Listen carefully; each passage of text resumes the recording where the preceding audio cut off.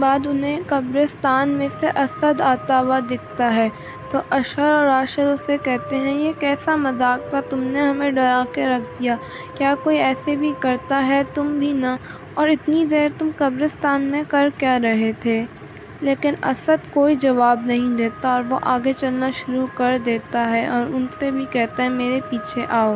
اشر راشد کا ہاتھ پکڑ کے اسے روکتا ہے اور اس کے کان میں کہتا ہے رک جاؤ، مجھے لگتا ہے کچھ صحیح نہیں ہے۔ اسد بالکل بھی صحیح نہیں کر رہا ہے، وہ عجیب سا ہے۔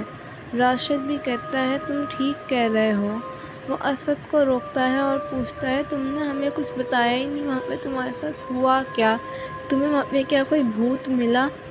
تو اسد وہیں پہ رک جاتا ہے اور تبھی اسد کا سایہ بہت لمبا ہونا شروع ہو جاتا ہے۔ وہ پیچھے مڑتا ہے تو اس کی آنکھیں بھی چمک رہی ہوتی ہیں۔ اشر اور راشد یہ دیکھ کے بہت زیادہ ڈر جاتے ہیں اور وہ بھاگنا شروع ہو جاتے ہیں۔ پاس میں ہی اشر کا گھر ہوتا ہے تو وہ اس کے گھر میں ہی گھس جاتے ہیں۔ اشر کے پیرنٹس بہت پریشان ہوتے ہیں اور وہ اشر کو دیکھ کر بہت خوش ہو جاتے ہیں اور کہتے ہیں کہ تم کہاں تھے، ہم نے تمہیں اتنا ڈھونڈا، کہا بھی ہے رات میں ادھر ادھر زیادہ دور مت جایا کرو، اور اسد کہاں ہے، وہ بھی تو تمہارے ساتھ ہوتا ہے۔ راشد اور اشر بہت ڈرے ہوئے ہوتے ہیں اور وہ کسی کو کچھ نہیں بتاتے اور سو جاتے ہیں، اور راشد بھی اشر کے ہی گھر میں آ کے اسی کے گھر میں سو جاتا ہے۔ صبح جب اشر کی امی ان دونوں کو اٹھانے آتی ہیں تو وہ بہت پریشان ہوتی ہیں اور وہ کہتی ہیں کہ انہیں اسد کی امی کا فون آیا تھا اور اسد کی امی بہت پریشان تھیں اور وہ بتا رہی تھیں کہ اسد پوری رات گھر نہیں آیا۔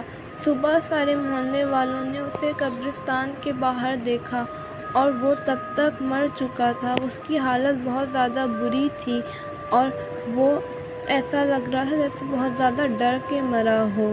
یہ سن کر راشد اور اشر رونا شروع کر دیتے ہیں اور اشر کی امی اس سے پوچھتی ہیں کہ مجھے سچ سچ بتاؤ آخر کیا ہوا تھا، تم تینوں کہاں تھے رات میں، اور آخر یہ سب کیسے ہوا، تم لوگ بھی اتنا ڈرے ہوئے آئے تھے؟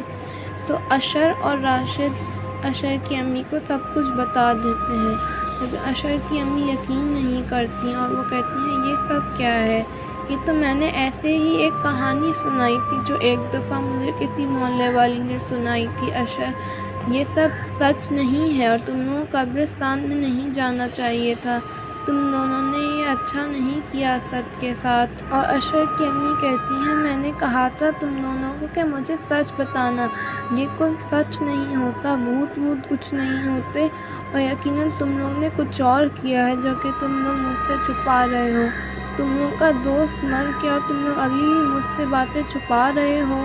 اشر کی امی پریشان ہو کر وہاں سے چلی جاتی ہیں۔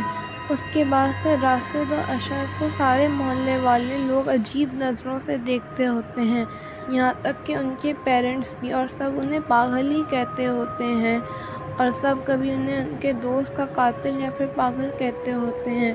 راشد اور اشر بہت پریشان رہتے تھے اور وہ لوگ یہی سوچتے تھے کہ یہ ہماری سزا ہے کیونکہ ہمیں بھگتنی ہی پڑے گی۔